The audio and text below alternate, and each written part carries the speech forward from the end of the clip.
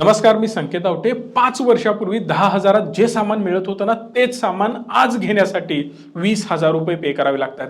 गरीब अजून गरीब बनतोय हे सगळ्यांनाच माहिती आहे.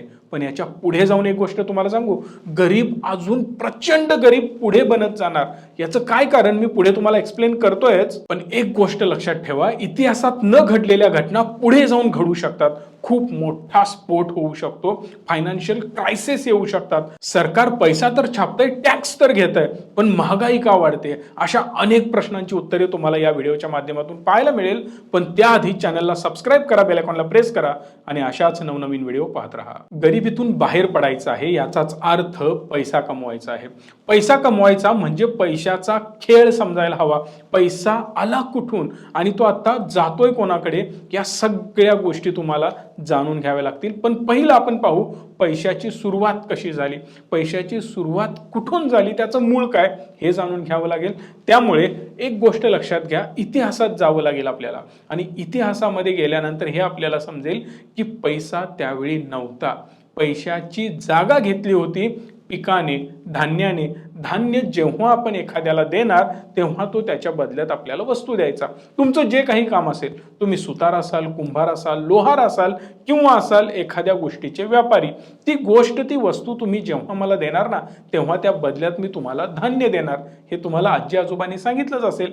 सुरुवातीच्या काळामध्ये काय होतं, त्यानंतर काळ बदलत गेला, कारण एवढं जास्त धान्य देवाणघेवाण करणं, त्याचं मेजरमेंट करणं, एखाद्या वस्तूसाठी किती धान्य द्यायचं, एखाद्या मोठ्या वस्तूसाठी किती धान्य द्यायचं, हे सगळं मॅनेज करणं कठीण होऊ लागलं. कारण जर तुम्हाला संपत्ती मोठी घ्यायची असेल किंवा एखादी जमीन मोठी घ्यायची असेल तर त्यासाठी मोठं धान्य पण द्यावं लागेल. त्याचं ट्रॅव्हलिंग, त्याचा मेंटेनन्स, त्याला टिकवणं, या सगळ्या गोष्टी खूप गरजेच्या होत्या आणि ते करणं कठीण जाऊ लागलं. परत काळ आला राजेशाहीचा. राजे आले, राज्य करू लागले, त्यांनी परत नियम बदलले. तिथे जन्म घेतला सोन्यानी, नाण्यानी, चांदीनी, आणि चांदीची नाणी आली, सोन्याची नाणी आली. त्यामध्ये व्यवहार होऊ लागला, कारण लोकांना कळून चुकलं होतं की ही आहे खरी इंट्रिन्सिक व्हॅल्यू असणारी वस्तू. कारण सोनं, नाणं, चांदी हे खूप मौल्यवान आहे आणि खूप लिमिटेड आहे, म्हणून याची व्हॅल्यू जास्त आहे, ज्यामुळे आपण सोन्या नाण्यांमध्ये व्यवहार करू लागलो. भारत देशामध्ये हे सगळं सुरू होतं. पण तेवढ्यात 1792 साली डॉलरची निर्मिती झाली. डॉलर आला, एक कागद, आणि त्यावर लिहिलं होतं की मी एवढी अमाऊंट तुम्हाला अदा करतोय, 100 रुपये देण्याचं मी तुम्हाला वचन देतोय, आणि या कागदालाच ती व्हॅल्यू मानली जाऊ लागली. या कागदाची किंमत 100, या कागदाची किंमत 200, अशा प्रकारे डॉलरची निर्मिती झाली आणि डॉलरचा सुळसुळाट होऊ लागला. मग हा डॉलर होता अमेरिकेमध्ये. अमेरिकेच्या डॉलरला दुसऱ्या देशांनी का मान्यता द्यायची? रुपया पाकिस्तानात का चालेल, रुपया अमेरिकेमध्ये का चालेल? प्रत्येक जण त्यावर प्रश्न निर्माण करू लागला. म्हणूनच अमेरिकेने एक निर्णय घेतला की यासोबत डॉलरला, सोन्याला लिंक करायचं. जेव्हा डॉलर सोन्यासोबत लिंक झाला तेव्हा देशांमध्ये, वेगवेगळ्या देशांमध्ये त्याचा प्रसार होऊ लागला. तरी सुद्धा लोक डॉलर का घेतील, का त्याला सोन्या इतकी व्हॅल्यू देतील? त्याची गरज निर्माण झाली महायुद्धादरम्यान. पहिलं महायुद्ध, दुसरं महायुद्ध, सगळं जग हादरून सोडलेलं होतं आणि त्या दरम्यान शस्त्र पुरवठा करत होतं अमेरिका. मग मी म्हणेन तोच कायदा हेच पुढे जाऊन बनू लागला आणि अमेरिका डॉलर पुरवू लागलं. पण डॉलरच्या बदल्यात तुम्हाला सोनं द्यावं लागत असायचं. बऱ्याच देशांनी ही प्रथा सुरू केली. डॉलरलाही सोन्या इतकंच व्हॅल्युएशन निर्माण झालं, पण सोनं तुम्हाला द्यावं लागेल तेव्हाच तुम्हाला डॉलर मिळेल. आणि जेव्हा आपला सोन्याचा साठा कमी होऊ लागला तेव्हा देश पुन्हा विचारात पडले की आता आपला सोन्याचा साठा कमी होतोय, पुढे काय? 1944च्या जागतिक कॉन्फरन्समध्ये हे ठरवण्यात आलं की जर तुम्ही $35 देताय ना, तर तुम्हाला 1 औंस सोनं मिळेल, म्हणजेच 3 तोळे आपण आत्ताचे मानू शकतो. आणि हे जेव्हा फिक्स झालं ना, तेव्हा लोकांना कळून चुकलं, देशांना कळून चुकलं की सोनं आणि डॉलर एकच आहेत. का? तर त्याची व्हॅल्यू फिक्स आहे आणि डॉलरची तर गरज आहे ना, कारण ट्रेड त्यामध्ये होतोय. सोन्याचे ट्रेड कमी झाले, त्यामुळे लोक डॉलरला स्टोअर करू लागले, डॉलर साठवू लागले, कारण सोन्या इतकीच त्याला व्हॅल्यू होती. जर आपण त्याचं कॅल्क्युलेशन बघितलं ना, तर विविध देशांमध्ये 60% डॉलरचं स्टोरेज होतं आणि त्यावेळी सोन्याची डिमांड कमी झाली होती देशांच्या तुलनेत किंवा अर्थव्यवस्थेच्या तुलनेत. पण म्हणतात ना, हर कहाणी में ट्विस्ट होता है. अमेरिकेचा आणि व्हिएतनामचं असं युद्ध सुरू झालं आणि या युद्धामध्ये तुम्हाला कळालंच असेल की अमेरिकेला शस्त्रसाठा रिकामा करावा लागला. प्रत्येक वेळी आग लावून दुसऱ्यांमध्ये भांडणं लावणं सोपं असतं, पण जेव्हा स्वतःच्या घराला आग लागते ना तेव्हा कळतं. अमेरिकेचा शस्त्रसाठा संपू लागला. पुन्हा शस्त्रसाठा बनवण्याची गरज पडली, पण ते बनवण्यासाठी पैसा लागतो ना, डॉलर लागतो. पण डॉलर इतर सगळीकडे रिझर्व्ह मध्ये होता. अमेरिकामध्ये डॉलरची चणचण भासू लागली आणि ही चणचण जर तुम्हाला कमी करायची असेल तर सिंपल फंडा, मशीन आहे, डॉलर आहे, छापायला सुरुवात करा. यांनी डायरेक्ट डॉलरची छपाई सुरू केली. डॉलर प्रचंड प्रमाणात छापला जाऊ लागला आणि हे जेव्हा छापू लागले तेव्हा इतर देशांना सुद्धा त्याची भनक लागत गेली. का तर अमेरिका जेवढा डॉलर छापेल तेवढी त्याची उपलब्धता मार्केटमध्ये वाढू लागली. जर सप्लाय वाढू लागला ना आणि डिमांड कंपॅरेटिव्हली कमी असेल तर त्याचं व्हॅल्युएशन कमी होतं. स्टॉक मार्केटचा सिंपल फंडा तुम्हाला माहिती आहे, मग हे सगळ्या बाबतीत ऍप्लिकेबल आहे. यामध्ये सगळ्यात एक महत्वाचा पार्ट आहे जो मी तुम्हाला ऑलरेडी सांगितला होता. $35 बदल्यात 1 अंश सोनं आपल्याला मिळत होतं, पण आता डॉलर तर आपण छापतोय पण तेवढा सोन्याचा साठा आपल्याकडे नाही. सोनं येत नाहीये पण डॉलर येतोय.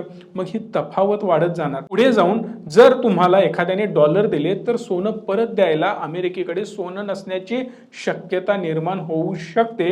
हे इतर देशांनी चांगलंच ओळखलं होतं. आता मात्र ते ऍक्शन घेण्यासाठी तयार होते आणि त्यांनी प्लॅन आखला की आता आपल्याकडे जे काही स्टोरेजमध्ये डॉलर्स आहेत ते अमेरिकेला परत करायचे आणि अमेरिकेकडून परत आपलं सोनं परत मिळवायचं. हा प्लॅन प्रत्येक देशाने आखला आणि ते रिटर्न करू लागले आणि तसा करार सुद्धा होता. त्यामुळे प्रत्येक देशाने सोनं परत मागायला सुरुवात केली. पण अमेरिकेकडे मात्र तेवढा साठा नव्हता आणि आता वेळ आलेली होती अमेरिकेला काहीतरी स्ट्रॉंग ऍक्शन घेण्याची. कारण जर त्यांनी ती स्ट्रॉंग ऍक्शन घेतली नाही तर अर्थव्यवस्था पूर्णपणे कोलमडू शकते. जसा बिटकॉइन क्रॅश झालाय ना तसाच तो सुद्धा क्रॅश होऊ शकला असता. पण देशाने, त्यांच्या राष्ट्रपतीने काहीतरी ऍक्शन घेतली आणि पुढे जाऊन हे सगळं चित्र पूर्ण बदललेलं होतं. 1971 साली निक्सन यांनी खूप मोठा डिसिजन घेतला. डॉलर आणि सोनं याच्यामध्ये जे रिलेशन होतं ना पूर्णपणे संपवून टाकलं. आता डॉलर हा सोन्यावर अवलंबून नसेल, ती एक वेगळी करन्सी असेल. त्यामुळे तुम्ही सोनं देतो डॉलर द्या हे सगळं त्यांनी तिथेच बंद करून टाकलं. पण महत्वाची गेम इथेच होती की वेगवेगळ्या देशांकडे ऑलरेडी रिझर्व्हमध्ये डॉलर होता आणि जो डॉलर होता तो वापरणं क्रमप्राप्त होतं आणि अमेरिका सर्वात मोठा सप्लायर पण होता. म्हणूनच डॉलरच सगळीकडे एक युनिव्हर्सल करन्सी बनली. मग यातून एक कन्सेप्ट तुमची क्लिअर झाली असेल की हा कागद आहे, साधा कागद, त्यावर लिहिलंय ₹100 म्हणून 100 त्याची किंमत होते. पण तुम्ही आणि मी 100 लिहून चालणार आहे का कागदावर? बिलकुल नाही. ते गव्हर्नमेंटनी निवडलंय, गव्हर्नमेंट आपण निवडलं आणि यामुळेच गव्हर्नमेंट जे सांगेल ती पूर्व दिशा असते. सरकारने ठरवलं त्याच्यावर अजून एक शून्य वाढवायची आणि त्या नोटाची किंमत 1000 करायची तर सरकार करू शकतं. ऍक्च्युअली त्याच्यामध्ये कुठलीही इंट्रेन्सिक व्हॅल्यू नाही, अंडरलाईंग ॲसेट नाही. आपण एखाद्या कंपनीचा शेअर खरेदी करतो ना तर त्या कंपनीची अंडरलाईंग ॲसेट असते, काहीतरी व्हॅल्यू असते. कारण कंपनीने खूप मोठी गुंतवणूक केली, त्याचं व्हॅल्युएशन होतं म्हणून त्याचे शेअर्स आहेत. पण नोटाचं काय, त्याचं व्हॅल्युएशन काय? सोनं आपण खरेदी करतो तर ते ॲसेट आहे कारण तो धातू तेवढा महागडा आहे. लोखंडाची किंमत तेवढी असते, तसं त्या नोटाची कुठलीही किंमत नाही. मग याला कम्पेअर तुम्ही क्रिप्टोकरन्सी बरोबर पण करू शकता बरं का. कारण बिटकॉइन किंवा इतर कुठलीही क्रिप्टोकरन्सी त्यालाही अंडरलाईंग ॲसेट नसतं. मग दोघांमध्ये तफावत का? तफावत यासाठी आहे कारण ती गव्हर्नमेंटनी ठरवलेली व्हॅल्युएशन आहे, सरकारी व्हॅल्युएशन आहे, म्हणून आपण त्याला जास्त व्हॅल्यू देतो. पण ही करन्सी कोणीही बनवू शकतं, कोणीही त्याला विकू शकतं, बाय करू शकतं. खूप काही इश्यूज त्यामध्ये आहेत. कंपॅरिझनचा व्हिडिओ मी ऑलरेडी बनवलाय. आता तुमचं मत काय आहे कमेंट करून सांगू शकता. पण ऑलमोस्ट कन्सेप्ट, थेरी एकच आहे. पुढचा प्रश्न हा निर्माण होतो की शेवटी कागदच, त्याचं मूल्यांकन कमी जास्त कसं होतं? पैसा वाढला, रुपया वाढला, घसरला हे कोण ठरवतं? कोणी माणूस बसलाय का? तो आज म्हणेल रुपयाची किंमत ₹70, उद्या म्हणेल रुपयाची किंमत ₹72. बिलकुल असं नसतं. याचं व्हॅल्युएशन ठरलं जातं तुमच्या GDP वरून. GDP म्हणजेच साधी कन्सेप्ट आहे, इम्पोर्ट आणि एक्सपोर्ट. मागणी किती आहे, किती इम्पोर्ट करताय, किती एक्सपोर्ट करताय. इम्पोर्ट एक्सपोर्ट कुठल्या गोष्टीचं होतं, जी वस्तू तुम्हाला गरजेची आहे. ऑइल आपल्या देशात बनत नाही म्हणून ते आपण इम्पोर्ट करतो. पण बऱ्याच गोष्टी गहू, तांदूळ, झुंजळे आपल्याकडे बनतं, आपण ते एक्सपोर्ट करतो. आंबे, हापूस आंबा एक्सपोर्ट करतो आपण, त्यामधून आपल्याला डॉलरमध्ये इन्कम होतो. पण जे आपण बाय करणार ना त्यामधला आपला डॉलर खर्च होतो. ॲक्च्युली जर आता बघितलं तर इम्पोर्ट जास्त होतं, एक्सपोर्ट कमी होतो. म्हणजेच डॉलर कमी येतो तर जास्त बाहेर जातो, म्हणून आपल्या रुपयाचं मूल्यांकन कमी किंवा जास्त होतं. ही सिंपल कन्सेप्ट तुम्हाला कळाली. मग पुढचा प्रश्न निर्माण होतो, रुपया घसरतो तरी का? आता एवढ्या लांब रुपया येऊन का पोहोचला? जर रुपया $1 1 रुपया बरोबर होता, पण आता त्याच्यामध्ये घसरण एवढी का झाली? तर तुम्हाला एक कन्सेप्ट लक्षात आली असेल, 1917 साली रुपयाची स्थापना झाली, पण 1947 साली 1 रुपया इज इक्वल टू $1 होता. पण भारतच इंग्रजांच्या ताब्यात होता ना, त्यावेळी त्याचं व्हॅल्युएशन पाऊंड बरोबर कम्पेअर केलं जायचं. 13 रुपया म्हणजे 1 पाऊंड होता. पण जेव्हा भारत स्वातंत्र्य झाला, देश चालवायची वेळ आली आणि 47 नंतर भारताला कर्ज घ्यावं लागलं. कारण एवढा मोठा देश चालवायचं म्हणजे कसं चालवणार? त्यासाठी पैशाची गरज असते, कर्ज तुम्हाला घ्यावं लागेल. त्याचबरोबर इम्पोर्ट आणि एक्सपोर्ट या सगळ्या गोष्टी येऊ लागल्या. भारत त्यामध्ये कमी पडत होता कारण आपल्याकडे लिबरलायझेशन त्यावेळी नव्हतंच आणि हा सगळ्यात मोठा इश्यू होता. पण 1962 साली भारत चायना युद्ध झालं. मग याला मूळ कारण काय होतं? पॉप्युलेशन. भारताची लोकसंख्या प्रचंड वाढत होती. आता लोकसंख्या वाढते म्हणजे डिमांड वाढणार ना, गरजा वाढणार. पण आपल्याकडे कंपन्या नाहीत, उद्योगधंदे नाहीत. आता आपण स्वातंत्र्य झालोय, त्यामध्ये या सगळ्या गोष्टी मॅनेज करणं खूप कठीण होतं. म्हणूनच भारतीय रुपया घसरत होता. याला मोठी झळ बसली 1962 साली, ज्यामध्ये भारत चायना युद्ध झालं. युद्धामध्ये भारताचं प्रचंड नुकसान झालं. त्यात 1965 साली पाकिस्तान बरोबर युद्ध झालं, त्यामध्ये सुद्धा भयंकर नुकसान झालं. त्यांचं झालंच हो, ते भिकारीच बनले. पण आपण सुद्धा स्वतःला झळ लावून घेतली, आपले सुद्धा पैसे कमी होत गेले. आणि सगळ्यात महत्त्वाची गोष्ट, 1966 साली दुष्काळ आला, त्याने मोठा घात केला आणि भारताला प्रचंड प्रमाणात कर्ज घ्यावं लागलं. पैसा तर नव्हता, ऑलरेडी युद्ध झालं होतं, खूप मोठी चणचण होती, बाहेरून पैसा उचलावा लागला, कर्ज घ्यावं लागलं. या सगळ्या कारणांमुळे 1967 साली डॉलरची किंमत प्रचंड वाढली आणि ती 7.5 रुपयाला जाऊन पोहोचली. 1973 साली जाणीवपूर्वक ओपेकने गेम करायला सुरुवात केली. जाणीवपूर्वक म्हणजे काय? जे ऑइल प्रोव्हाइड करतात ना देश आपल्याला, त्या देशांनी उत्पादन क्षमता कमी केली. आता उत्पादन कमी झालंय पण डिमांड वाढली. याचा अर्थ काय? आता रशिया युक्रेन वॉर तुम्हाला माहितीच आहे, डिमांड जास्त आहे पण ऑइलचा सप्लाय कमी झालाय कारण प्रोडक्शन कमी आहे, म्हणून ऑइलच्या किमती वाढल्या. सेम गोष्ट त्यावेळी पण झाली आणि जाणीवपूर्वक ऑइलच्या किमती वाढवल्या गेल्या आणि तो सुद्धा मोठा घात भारतासाठी ठरला. ज्यामुळे 1990 साली डॉलर पुन्हा स्ट्रॉंग झाला, रुपया घसरला, 17.5 रुपयाला जाऊन पोहोचला. 7.5 वरून डायरेक्ट 17.5. पण पुढे जाऊन अजून काही गोष्टी घडू लागल्या, कर्ज वाढू लागलं. कर्ज वाढलेलं होतं, त्यामुळं 39% जो आपला इन्कम होता ना, तो फक्त व्याजाच्या स्वरूपात आपल्याला भरावा लागत होता. अर्थव्यवस्था कोलमडणार, देशाची करन्सी संपणार, रुपया कंप्लीट निस्तनाबूत होणार, इथपर्यंत आपण येऊन पोहोचलो होतो. 1991 ला लिबरेशन झालं, वेगवेगळे उद्योगधंदे भारतात येऊ लागले. आता भारताची GDP स्ट्रॉंग होणार असं आपलं मत होतं. पण भारत एक्सपोर्ट कमीच करत होतं, पण इम्पोर्ट खूप जास्त होता. त्यामुळे अजून अर्थव्यवस्था थोडीशी ॲज कम्पेअर टू डॉलर कमीच होती. म्हणजेच डॉलर स्ट्रॉंग होतच होता, रुपया कमीच होत होता. मग या सगळ्यावर तुम्ही म्हणाल की जसं अमेरिका पैसा छापते ना, तसं तुम्ही पण छापा. तुमच्यामध्ये गट्स नाहीत का? तुमच्यामध्ये पॉवर नाही? भारत का पैसा छापत नाही? प्रत्येकाला 1-1 कोटी रुपये द्या ना, 15 लाख रुपये राहू देत, 1-1 कोटी रुपये आपण अकाउंटवर क्रेडिट करू शकतो. मग का करत नाही? मशीन आपलंच आहे, बिनधास्त आपण छापू शकतो. पण ते पॉसिबल नाही, कारण हाच ट्राय व्हेनेझुएला, झिम्बाब्वे अशा देशांनी केला होता. गाडी भरून पैसा त्यांना आणावा लागत होता फक्त एक ब्रेड खरेदी करण्यासाठी. एवढी जास्त महागाई तिकडे वाढली. म्हणजे बघू शकता किती मोठा पैसा त्यांना खर्च करावा लागत होता, किती मोठी अमाऊंट त्यांना द्यावी लागत होती. पण एक गोष्ट लक्षात घ्या, त्यांनी 100 ट्रिलियनची त्यांची करन्सीची नोट बनवली होती. एवढी मोठी स्टेप त्यांना घ्यावी लागली होती, पण ती सुद्धा सक्सेसफुल ठरली नाही. इन शॉर्ट त्यांना त्यांची करन्सी कोलॅप्स करावी लागली, डिस्कंटिन्यू करावी लागली आणि ते आता आधार घेत आहेत दुसऱ्या देशांच्या करन्सीचा. मग डॉलर असेल किंवा इतर कुठलीही करन्सी असेल, त्याचा वापर करून आता ते देश सुरू आहेत आणि खूप मोठ्या संकटात सापडलेले आहेत. मी एक सोपं तुम्हाला उदाहरण देईन. समजा तुमच्याकडे काही पैसे आहेत, माझ्याकडे काही पैसे आहेत, इतर लोकांकडेही काही पैसे आहेत. ते घेऊन ते एखादी वस्तू खरेदी करायला जात आहेत. पण दुकानदार म्हणेल माझ्याकडे वस्तू तर एकच आहे, पण तुम्ही बायर 5 आहात, 5 लोकांना एकच वस्तू पाहिजे, तर दर कंटिन्युअसली वाढत जाणार.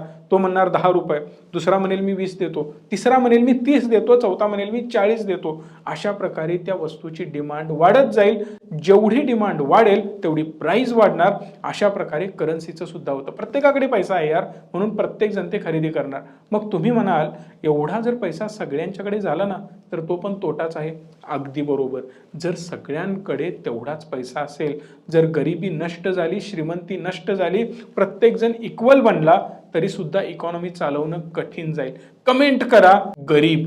जेवढ्या जास्त कमेंट येतील ना, तेवढ्या लवकर मी व्हिडिओ बनवेन आणि तुम्हाला सांगेन की जर गरीब आणि श्रीमंतीमधला तफावत जरी संपली ना, तर देश सुद्धा संपू शकतो. आणि हे सत्य आहे, कटू सत्य आहे. कमेंट करा. मला बिलकुल वाटतं की गरिबी नष्ट व्हावी, प्रत्येक जण इक्वल व्हावा, पण तसं जर झालं तर देशही संपू शकतो. पण एक प्रश्न अजून अनुत्तरित राहिला, तो म्हणजे अमेरिकेचा पैसा छापणं. प्रचंड पैसा अमेरिकेने छापला. भारत सरकार जे स्वप्न बघते ना, $5 ट्रिलियन इकॉनॉमी बनण्याचं, तेवढा पैसा यांनी 2 वर्षात छापलेला आहे. हो, अमेरिकेने 2 वर्षामध्ये $5 ट्रिलियन छापलेत. आणि हा पैसा कुठे गेला, हा सुद्धा प्रश्न निर्माण झालाय. तुम्हाला वाटत असेल की जे मार्केट क्रॅश झालंय, जे काही सुरू आहे मार्केटमध्ये गोंधळ सुरू आहे, फक्त त्याला कारणीभूत रशिया आणि युक्रेन आहे, तर तोही तुमचा गैरसमज आहे. त्याला अनेक पॅरामीटर आता कारणीभूत आहेत. जेवढा पैसा छापला ना अमेरिकेने, त्याचं नुकसान भोगायला लागतंय आपल्या सगळ्यांना, कारण त्यांची करन्सी आपल्या करन्सी सोबत कनेक्टेड आहे. आणि भारतीय करन्सी तर अमेरिकन डॉलरवर खूप जास्त अवलंबून आहे. शेवटी जाता जाता एक गोष्ट लक्षात घ्या, जेवढा अमेरिकेने छापला ना, तेवढा आपल्याला भोगायला लागणार, अजूनही पुढे भोगायला लागणार. पण एक कन्सेप्ट तुम्हाला अजून क्लिअर झाली आहे का हो? जे अमेरिकेने छापलं, तो पैसा कोणाला दिला, तो पैसा कुठून कसा रूट झाला? कारण महत्वाची गोष्ट हीच आहे की अमेरिकेने नोटा छापल्या नाहीत, तो डिजिटली पैसा क्रिएट केला. फक्त तोंडाने म्हटलं की $5 ट्रिलियन, $5 ट्रिलियन लोकांच्या अकाउंटवर होते. मग ते कुठल्या लोकांच्या होते, त्यांनी तो कसा वापरला, तो भारताच्या अर्थव्यवस्थेत कसा आला आणि तो कसा निघून पण गेला, या सगळ्या गोष्टीवर एक व्हिडिओ होऊ शकतो. त्यामुळे कमेंट करा डॉलर. जेवढ्या जास्त कमेंट येतील ना, तेवढ्या लवकर मी तो व्हिडिओ बनवेन. आणि जाता जाता नेहमीप्रमाणे आमच्या प्रयत्नांना ॲप्रिशिएट करण्यासाठी, मेहनतीला माझ्या सपोर्ट करण्यासाठी व्हिडिओला लाईक करा, चॅनलला सबस्क्राईब करा. धन्यवाद. Stay tune and stay positive.